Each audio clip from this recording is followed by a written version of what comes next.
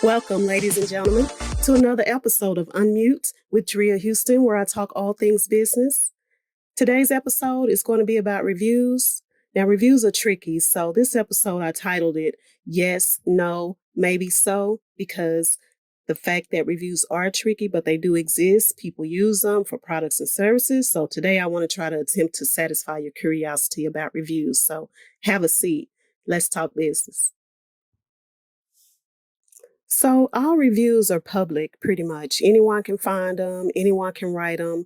You can use your name, you can use anonymous. There's so many different ways to leave reviews, and now there are so many different websites and review sites and reservation sites, all different kind of ways to leave reviews. You know, a lot of people are familiar with Amazon and Google reviews and Facebook reviews, but it goes a lot deeper than that, and it's definitely a lot more out there. A lot of people are jumping on the bandwagon of having review sites to where you can look them up and leave a review on their site, and they promise you all these different types of things. So today I want to kind of squash some of the myths, in my opinion, and I just want to satisfy the curiosity that different people might have, especially if you are a business or if you are a consumer and you visited a business and you kind of curious about what to do as far as reviews go. I actually had looked up a business last year. I wanted to take my husband somewhere different, somewhere new, somewhere that was kind of close to my house, but not exactly in the particular city that I live in, but it wasn't too far. So I scouted out this spot and I never did have a chance to visit because of COVID.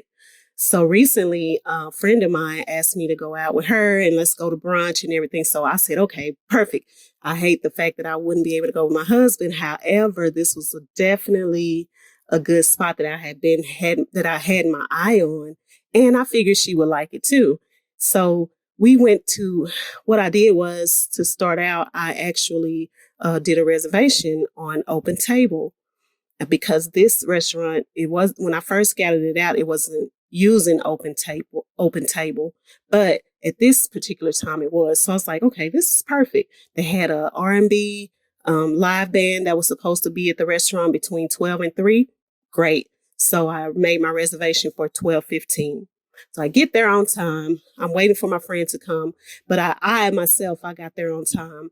And as soon as I walk in, the place is really small, but it's nice. I said, okay, I will give it the benefit of the doubt because I already had my eye on it. So I get there and I walk in, and the lady who is, I don't know if she was an owner or what, but anyway, she greeted me at the door and she asked me if I had a reservation. I told her yes. I gave her my name and what time it was. So she proceeded to tell me that, well, just so you know, we have 90 minutes on our reservations. So I'm like, okay. Is this your first time here? Yes, it is. So in my mind, she's already pretty much messed up the first impression. Okay, because I don't want to hear the fact that I only have 90 minutes to sit down and to enjoy my meal or whatever I'm doing there, enjoy the live band that she has. But this is what she told me. So, okay. So then I go to sit down, and you don't have a menu, which is fine. A lot of people are using the QR code, but she has another third-party service that she's using where you can use your phone to pull up the menu, and you also have to pay through this particular app or third party that she's using as well. Which that kind of, I did not like that part. I get it because of COVID and everything. I get it. However, some people who want to go out and use cash, they don't have that option. And this information is not on her website. It wasn't a part of Open Table when I made my reservation. And the 90-minute time limit that she gave me was not on the reservation on the website on Open Table as well when I made my reservation. So strike two. Okay. Never did anybody, a server or whatever, come to my table before I actually placed my order because I had to wait for my friend to get there. Nobody ever interacted with me, made sure I was good. So by the time my friend gets there, we get our food. It's pretty much mediocre. It was good. It wasn't bad, but it just wasn't up to par. I actually had expected more.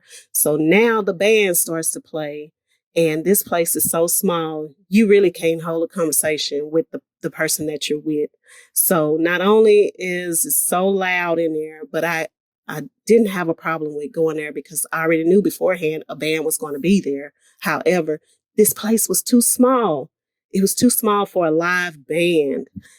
So that was a bit irritating. And how can you sit down and really enjoy yourself and enjoy the people that you're with if you already have in the back of your mind, I have a time limit on this table? So because Open Table, I made the reservation through Open Table, I decided to use their review system. However, I did notice that this particular restaurant didn't have a place where businesses could leave or customers could leave reviews on their website or whatever. So if you have a restaurant or if you have a product or a service and you want a review, ask.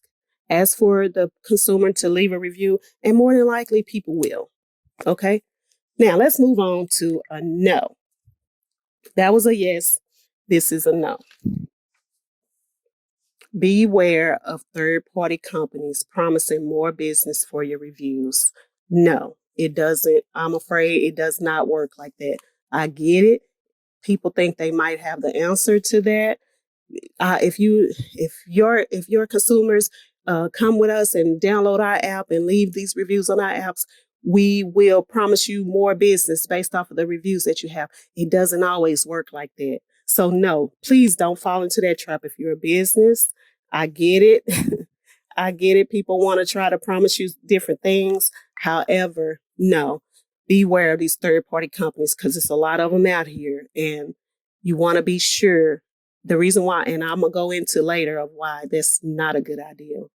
Maybe reviews can increase the revenue for your business. Maybe. However, don't make a business plan adjustment based off of that. Instead, adjust your services accordingly and adjust your services. Therefore, what I mean by that is that you don't have to go back through and, oh, I want to redo my business model or my business plan, or only thing you might have to redo or adjust are your services.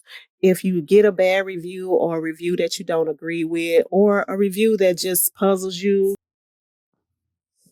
make sure that you don't panic, but instead you want to adjust the part wherever the customer said that was not acceptable or up to par in their opinion. The one way is good for doing this is remarketing. It gives you an opportunity to get your marketing plan up to par and remarket to that particular consumer, especially if you did already have a marketing plan that targeted that person. They actually came out, visited wherever your location or bought your product, and they weren't satisfied for whatever reason. Use that as an opportunity to remarket to that person. Reviews pretty much are left by people who are between the ages of like 18 and 34, around there sometimes. But over 80% of those people, they do trust the online reviews, and they usually use that review or the reviews of other people's to make some kind of opinion after they reading it. But they have to go through it at least 4 times, or maybe 4 to 6 times, and then this will actually influence a purchase decision for them. So be aware of that group coming into your restaurant or buying your product if that's your target. Now let's move on to maybe mobile apps are good.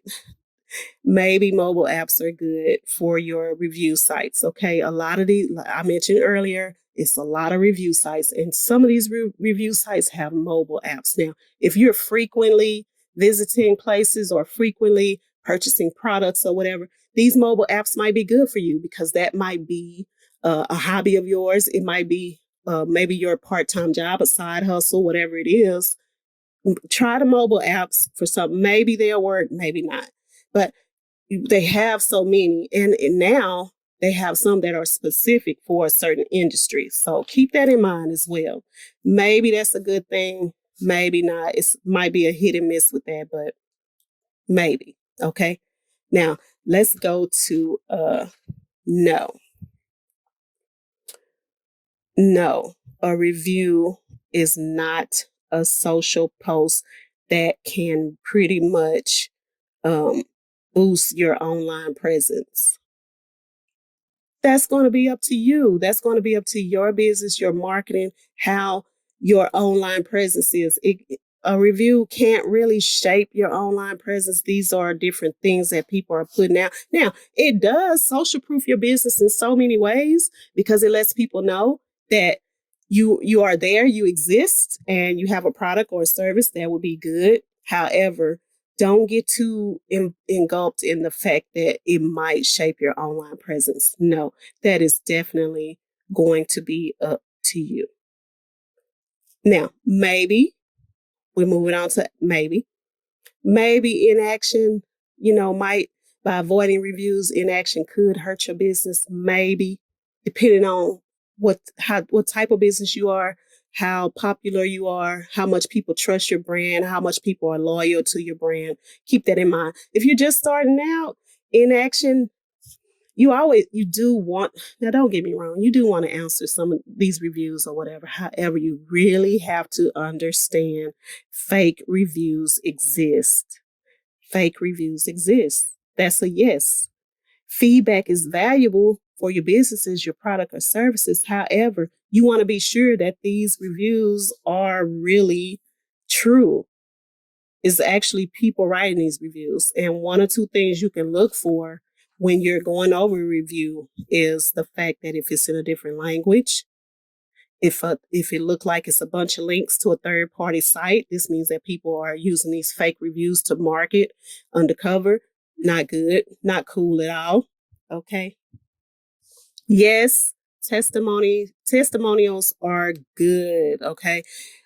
Now, the one of the things that I love, and you can actually do this in real time as you're interacting with a consumer or a customer, or whatever it is. If you have a product or a service and they're there with you, or maybe you'll see them later, but they actually had a good time at your business, a good connection with your business, and you want to get that on video instead of using a review. Yes, use testimonials. These are good. They best recorded as a video, and then you can upload it to your site or your social media platform or YouTube. Testimonials are a great way to get a review. And this way, people can really see that it's not a fake review. That person was actually there, and it's best recorded, like I said, as a video. So encourage your customers. Like I said, over 50%. If you ask, they'll say yes. Encourage your customers. If they had a great time, leave you a testimony and then use that to your advantage. Use it to upload it to your site or your social media. And people will see that you are a legit person, a legit business, and this person really did interact with your business or your brand or whatever, and they were satisfied. And that's also going to encourage people. So please, yes, try testimonials. They are perfect because not only can you upload a testimonial to your site and your social media, but that individual can as well. And that's more exposure. Don't worry about going to turn on reviews or invest in Facebook reviews or anything, because this is going to be a waste of money for you. Using a third party that your target market is not a part of, waste of money. Don't do it. Don't waste your money. Don't waste your time. Keep that in mind because it's just like you marketing to the wall or whatever. Okay. Now, if you have these high ranks in these search engines, okay? But these things are not valid unless you have a star review. And this is going to take you actually putting in the effort and making sure your consumers leave a review for your product or service. So be aware of the fact that you're investing time and money into some of these search engine sites or these review sites or these third-party apps or whatever the case may be. Do your research and make sure your target customer is actually there. Don't invest time and money if your target customer is not there. What I want you all to be able to take away from this today is that reviews are helpful. They really are. They are helpful. However, don't adjust your business plan for them because you want to make sure the reviews are real. And that's why I said testimonials are good for you. Be aware of these third-party sites. Be aware of fake reviews. Be aware of scams when it comes to reviews, because although these things can pretty much, they're out there and other people can see them, some people do know how to determine if a review is fake or not. However, don't panic. It's just somebody's opinion, and you can choose to accept it or not. You can even choose to respond to it or not. Now, consider a review helpful. Consider it helpful, because if you're submitting a review, I have a few tips for you. If you're submitting a review, keep it honest. I was very honest about my experience there at this restaurant that I went to with my friend. I was very honest about that because I consider a review helpful. Therefore, I want to help them. Now, like I said, they can choose to accept it or choose to respond to it or not. However, it's my experience and it's my opinion. So keep it honest. And I was specific. So be specific. That way, when they do read it, they might be able to recall, who you were, which will give them a better opportunity to respond. Keep it civil because, again, it's your opinion. Be sure to have the right business or the right product. Don't leave a review for a business where you were a week or two beforehand and you thinking it's no. Leave. Be sure to have the right business or the right product. You don't want to accuse a business or someone selling a product of doing something that they did not do based off of your review because you can't recall who it was or where you were. So please be sure that you got the right business.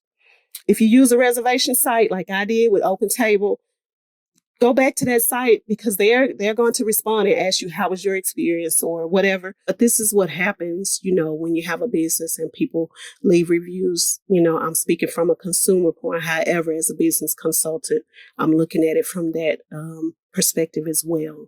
So follow me, Instagram at Drea Houston, Twitter at Drea Houston. Tune in every week for Unmute with Drea Houston. And thank you. Enjoy Juneteenth weekend.